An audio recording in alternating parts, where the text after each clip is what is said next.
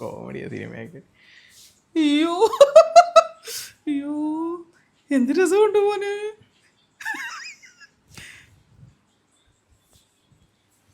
എന്റെ ദൈവമേ, എന്റെ ഭഗവാനേ, കാത്തിരക്ഷിക്കണേ.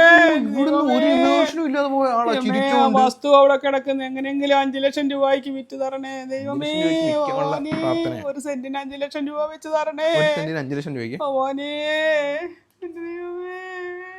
ഒരു സെന്റിന് എത്ര? 5 ലക്ഷം രൂപ. 5 ലക്ഷം രൂപ. അപ്പം കൃഷ്ണന്, ശിവന്, ഗുരുദേവന് എല്ലാവർക്കും കൂടെ അപ്പൊ കമ്മീഷൻ 1 ലക്ഷം രൂപ വെച്ചല്ലേ? ഇതിനൊക്കെ എന്താ? പിന്നെ 30 രൂപയുടെ ഒരു എണ്ണ, ഒരു കർപ്പൂരം, ഒരു ചന്ദനത്തിരി, അത് മതി. സെന്റിന് 5 ലക്ഷം രൂപ കിട്ടാൻ വേണം. അപ്പൊ റോഡ് സൈഡിലായിരിക്കുമല്ലോ വസ്തു അമ്മയുടെ. പിന്നെ കണ്ടത്തിന്റെ സൈഡില്ല. വെള്ളം കയറൂ എപ്പോഴും എപ്പോഴും. വെള്ളവാ ഫുൾ വെള്ളം. പിന്നെ അടുത്ത് ലുലുമാള് വല്ലതും ഉണ്ടോ? ഒരു ശൈലമാള് പണിഞ്ഞാലോ? അപ്പൊ പിന്നെ വില കിട്ടും സ്ഥലത്തിനൊക്കെ.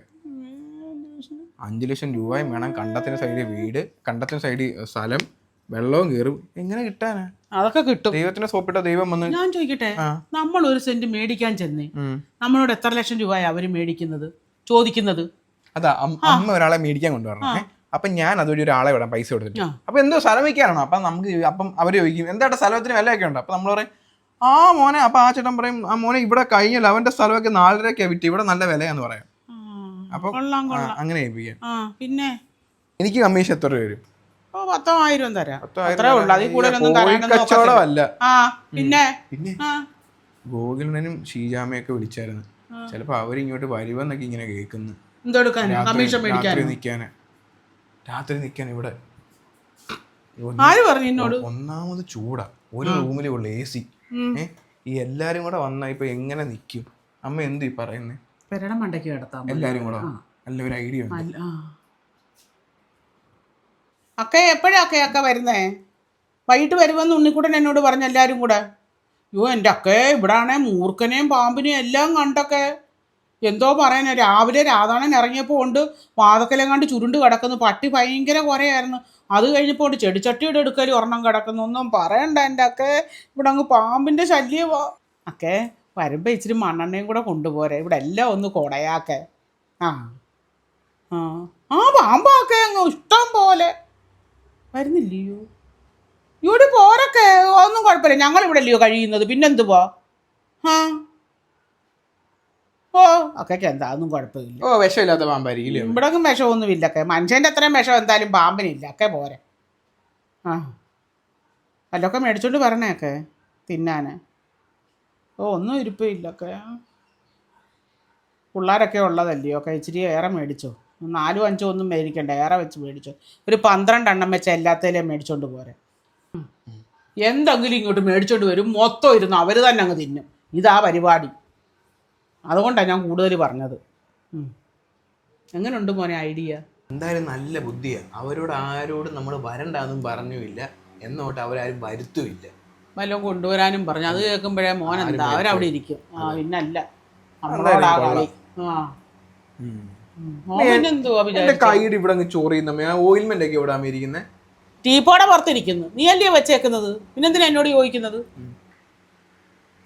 ഓരോ ഓയിൽമെന്റിലും പേരെഴുതിക്കുന്നത്. ഇതെന്തോ ഉണ്ണിനെ കൊക്കോപ്പുഴു. ശ്രീന്നോ? ശ്രീക്കോ വട്ടച്ചൊറി. രാധാന്ന് എഴുതിയേക്കുന്നതോ? കൂടിയ ക്രിമിയാ. വല്ലിച്ചൻ എഴുതിയേക്കുന്നേ ഫംഗസ്. അത് പിടിച്ചിരിക്കുവോ അത്? അപ്പൊ ശൈല എഴുതിയേക്കുന്നതോ? എനിക്ക് കുഴപ്പമൊന്നുമില്ല. ഇതെന്തിനുള്ള ക്രീമാ? അത് കാലിന്റെ ഉപ്പൂറ്റിക്ക് പറ്റുന്നതാ, വെടിച്ചു കീറുന്നതിന്.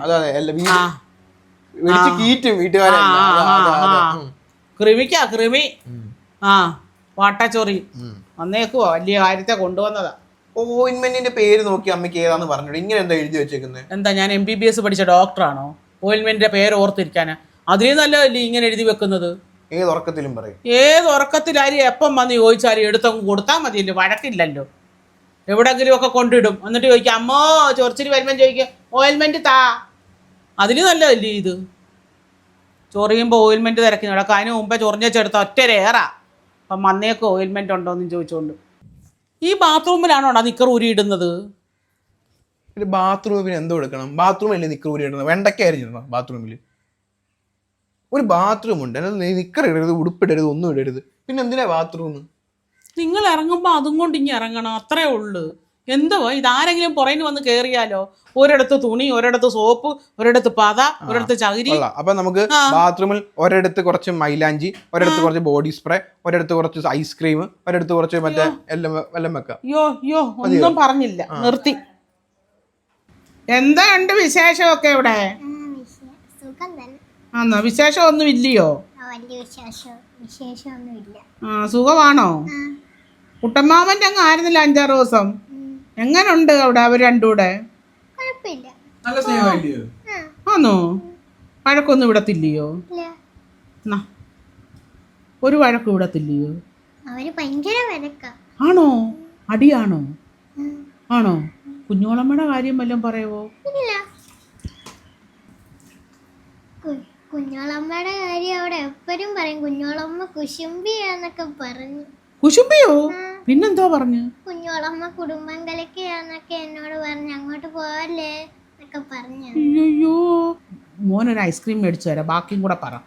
കുഞ്ഞോളമ്മ ഇല്ലേ, ഒരു ദിവസം അവിടെ കിടന്നപ്പം കുഞ്ഞോളമ്മയുടെ വീട്ടിൽ വല്ലതും പോകുവാണെങ്കിലേ അവരുടെ മൈക്കൊന്നും തൊടരുത്, തൊട്ടാ ഭയങ്കര വിലയാന്ന് പറഞ്ഞ് ആട്ടിപ്പായിക്കുമെന്ന് പറഞ്ഞു. അവരൊക്കെ പറഞ്ഞു. പിന്നെ കുഞ്ഞോളമ്മ ഭയങ്കര കുശുംബിയാ. ഷീജാമ്മയുടെ വല മേടിച്ചോണ്ട് പോയി വിറ്റെന്നൊക്കെ പറഞ്ഞു.